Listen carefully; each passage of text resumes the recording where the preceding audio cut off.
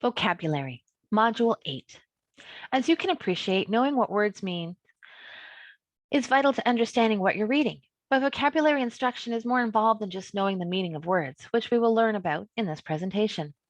This module will continue to focus on specific tutoring techniques that you can use to help your learners, although we are presenting the components of reading instruction in a particular order.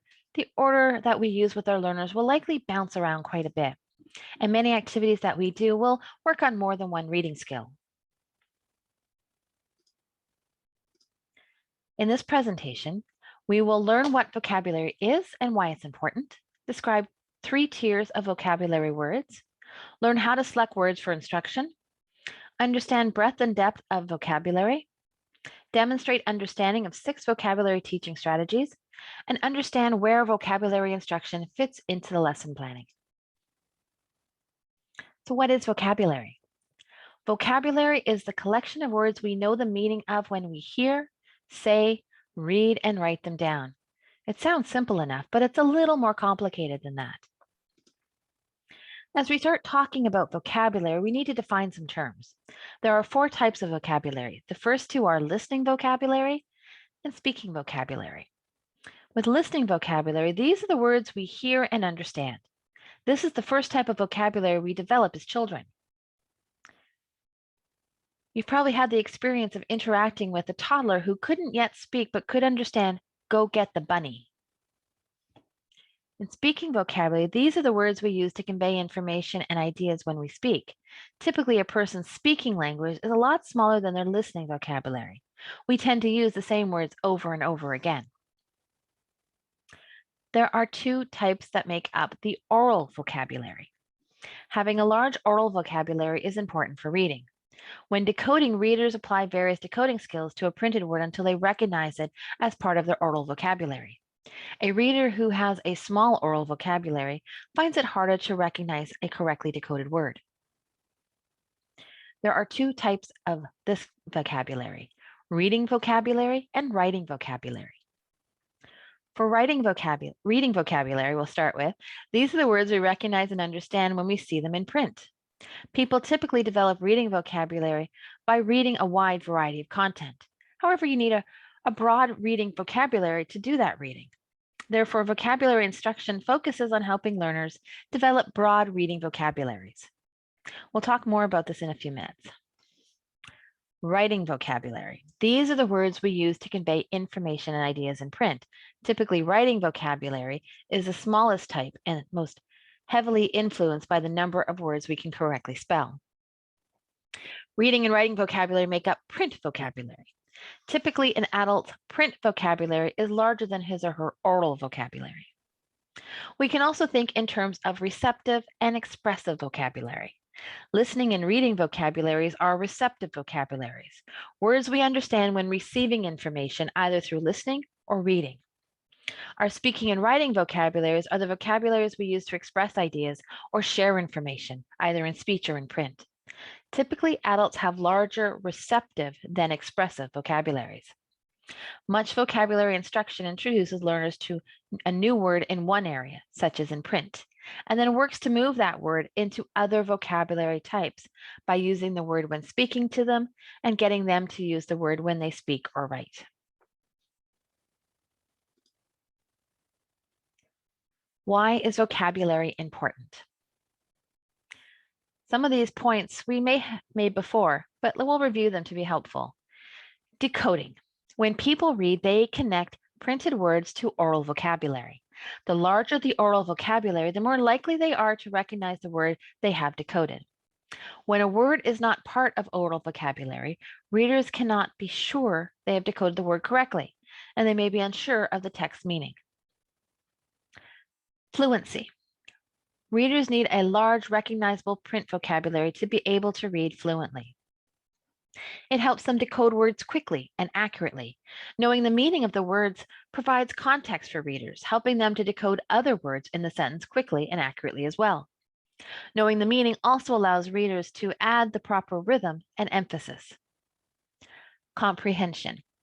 Clearly, knowing the meaning of individual words is vital to understanding the meaning of a larger passage. A large vocabulary can also help a person read and understand a wider variety of texts, even on unfamiliar topics. This builds the reader's knowledge base, improving future comprehension. We can think about vocabulary in 3 tiers. Tier 1, basic words. These are typically nouns, verbs, basic adjectives, and common sight words. They'll already be part of a learner's oral vocabulary. These words are often found in low-level instructional materials. We use them to teach alphabetics and word study skills specifically because they're already part of the oral vocabulary. Examples include shoe, paper, sad, run, and blue. Tier 2, sophisticated and abstract words. These higher level words are found in more sophisticated texts across a variety of content and genres. They typically have multiple or nuanced meanings and are used to provide description and detail. These words are much less likely to be part of a learner's current vocabulary. For intermediate and advanced learners, focus vocabulary instruction on Tier 2 words.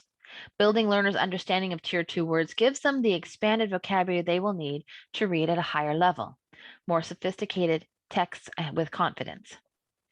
That larger vocabulary will also help them express themselves better when writing and speaking. Example of Tier 2 words include exertion, unanimous, rickety, benevolent, and masterpiece. And Tier 3, specialized vocabulary. These are words related to specific topics such as health, finance, technology, or occupations. People typically learn these words when the need arises, and they do not become part of a person's everyday vocabulary. Vocabulary instruction for Tier 3 words occur when the words are encountered in reading, and it focuses on word meaning to improve comprehension. Examples may include pedometer, creditor, prosecution, isotope, or crepe. Just because we've delineated 3 tiers of vocabulary, you should be prepared in real life for the divisions not to be as clear as we've said. Some of the words you may expect in your learner's oral vocabulary will not be there, so you may have to teach them the word meanings. Some words that ordinarily would be in Tier 3 could be in your learner's Tier 2 words because of the learner's occupation and interests.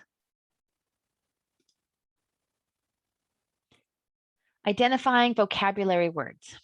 We provide an activity that you can do on your own. It's in the handout, Identifying Vocabulary Words. You're going to read the story Sandro Cisnero. After reading it, you're going to select 10 Tier 2 and 5 Tier 3 words. Once you have your list, sit back and take a look at it. Ask yourself why or how you chose the words you did for Tier 2 and Tier 3. And ask yourself, under what circumstances could your Tier 3 words become Tier 2 words for someone else? Degrees of word knowledge. In addition to having 4 types of vocabulary and 3 different tiers of vocabulary, there are also different degrees of word knowledge. In other words, we don't have the same level of understanding for all words in all aspects of our vocabularies. The chart explains each of these levels. Level 1, I don't know the word. I've never seen it or heard it. It's a brand new word for the reader.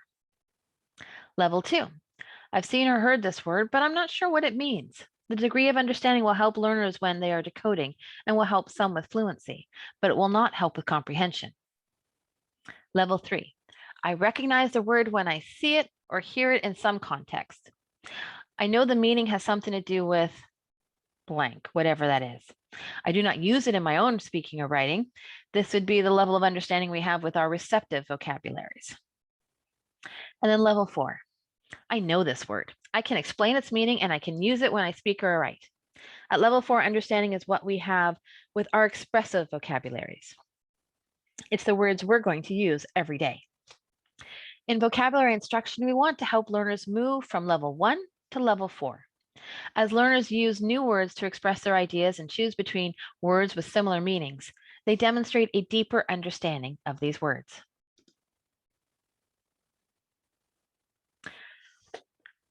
Activity. We're going to do an activity on word knowledge. For this activity, we're going to read each word and then assess how well we understand what the word means. So let's start with the first word, perfunctory. How well do we know this word? Maybe you've never heard the word or used it. Maybe you've seen it, but you don't know what it means. If you recognize the word, could you explain the word and its meaning and use it when either speaking or writing? Let's look at the definition of perfunctory. characterized by routine or superficiality, mechanical, lacking in interest or enthusiasm. Okay, the next word, coalesce. We'll do the same thing. How well do we know this word? Have you heard it? Used it? Maybe you've seen it, but do you know what it means? Or does it sound like another word that is kind of close to it, but you get them confused? So what does coalesce mean? It means to grow together, to unite into a whole, or to fuse together, to unite for a common end or join forces, and to arise from a combination of distinct elements.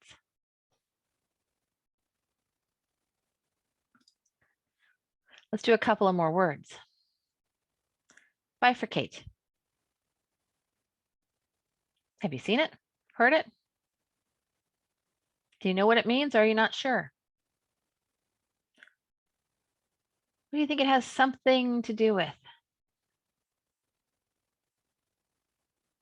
Can you use this word in a sentence and explain its meaning? Bifurcate. It means to divide or cause to divide into two branches or parts. The next word I love, akimbo. Have you seen it or heard it? If you've seen it, do you know what it means? Do you recognize the word? Can you say, I know this word, I can explain it, and I even use it when I write and speak? Akimbo means having the hand on the hip and the elbow turned outwards, set into a bent position. Thinking back on these 4 words, did you overestimate how well you knew at least one of the words? Would you say these words are part of your expressive, speaking or writing vocabulary, or your receptive, listening and reading vocabulary? I recognized all of the words, and akimbo and perfunctory are part of my expressive vocabulary. I don't think I've used coalesce as part of my expressive vocabulary, but I have seen it, maybe I've heard it before. Bifurcate, on the other hand, I know I may have heard that one before, but I would not have been able to define it or use it in a sentence myself. Principles of vocabulary instruction. Before we get into specific vocabulary activities, I want to talk about a few additional principles related to vocabulary instruction. Pre-teach words before reading. If you're introducing a more difficult passage for reading, it's important to pre-teach the new tier 3 or tier 2 or tier 3 words. Pre-teaching these words before the learner reads the passage can reduce frustration and improve comprehension. Ensure multiple exposures. When learners see a new word often in different contexts and use it in speaking and writing, they gain a more thorough understanding of what the word's meaning is. So choose words learners will see again and again, and design some practice activities that allow learners to use the words in writing and speech. This ensures that the words will become part of the learner's vocabulary. Focus on breadth and depth.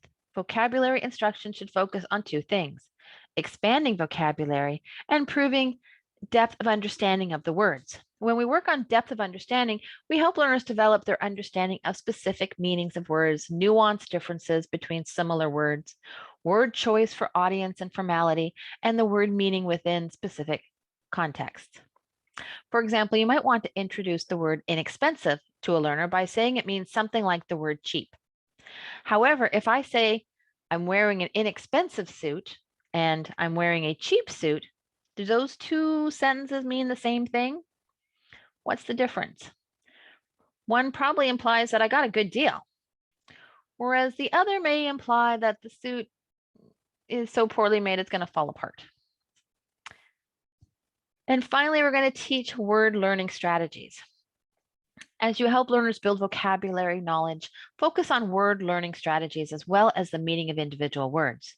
There are 3 word learning strategies learners need to know: how common prefixes and suffixes affect the meaning and usage of words, how to use context clues to identify word meanings, and how to use a dictionary, whether that's online, on their phone, or in an actual hardback version.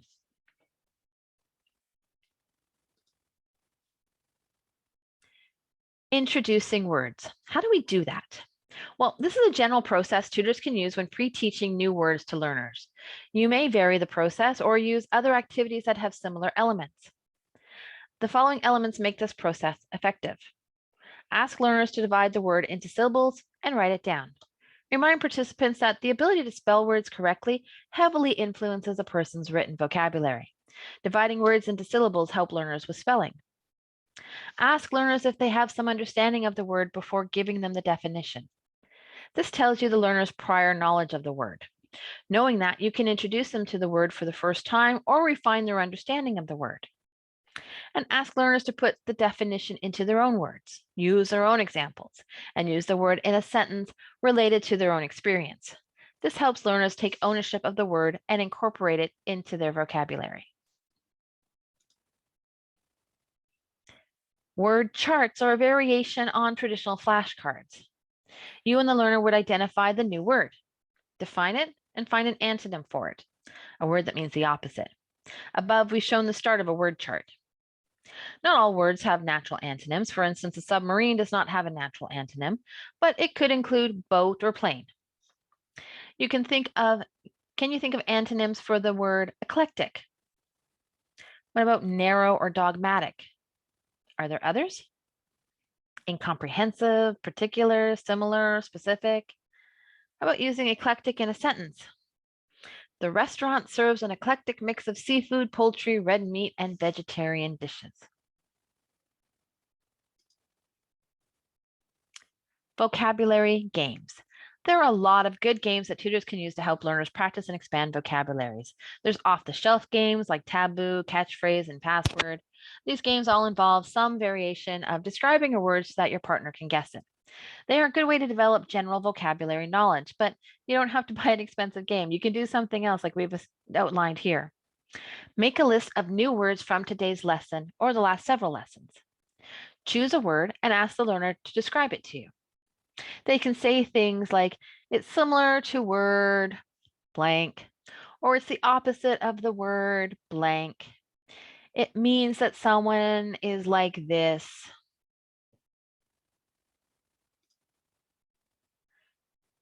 And word learning strategies. Well, the activities we discussed so far have focused on learning the meaning of words. We'll now present 2 activities that can help learners develop some word learning strategies. The instructions for each of these are part of the handout vocabulary activities.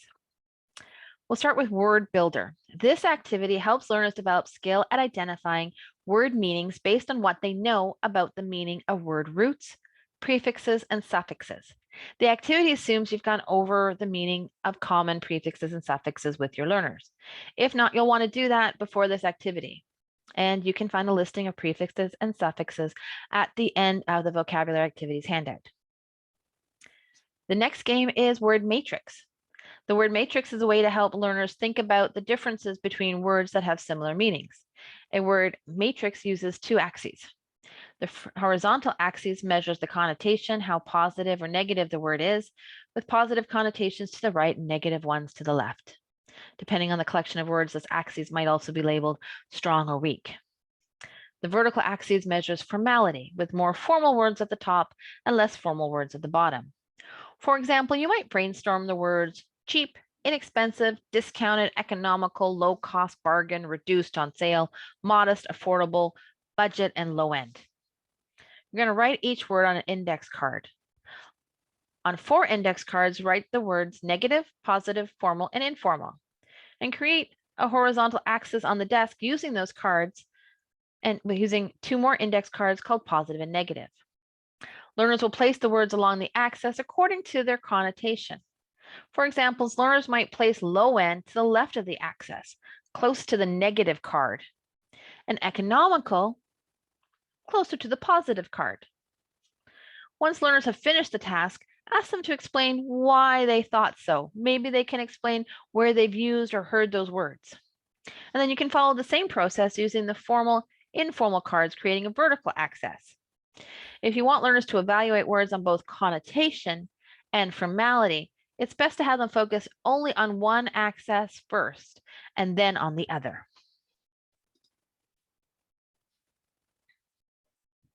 So when do we do vocabulary instruction? Different types of vocabulary instruction occur in each of the sections. Tutors should review lesson text to identify possible unfamiliar Tier 2 and Tier 3 words before you meet with your learner. You can pre-teach these words using a direct instruction technique before the learner reads. Limit new vocabulary words to a manageable number for the learner. 10 is a good number to begin with, but depending on your learner, it might be a little bit less. During reading, the tutor should provide a definition when needed, rather than asking the learner to look up the word in a dictionary. This ensures that fluency during reading is not interrupted, and fluency, remember, improves comprehension. After the reading, the tutor and the learner can return to the text to further investigate the pre-taught vocabulary, as well as any additional unknown words that appeared in the text. Reread parts of the passage and discuss any additional understanding the learner has gained about the meaning of these words. After reviewing the text, the remaining vocabulary activities will involve use and reinforcement of the Tier 2 vocabulary. Such activities may include discussion and writing, as well as the development of word learning strategies. Over the last 3 modules, we have learned about alphabetics, fluency, and vocabulary instruction, and I've given you lots of activities that you can use with learners. However, if you attempt all of these activities in one session, you're going to be with them forever. Your job is to narrow down each lesson to a manageable amount of instruction and practice so that learners feel they are learning a lot without feeling overwhelmed. You could always add more to any lesson, but remember the opportunity for instruction remains. It'll still be there in future lessons.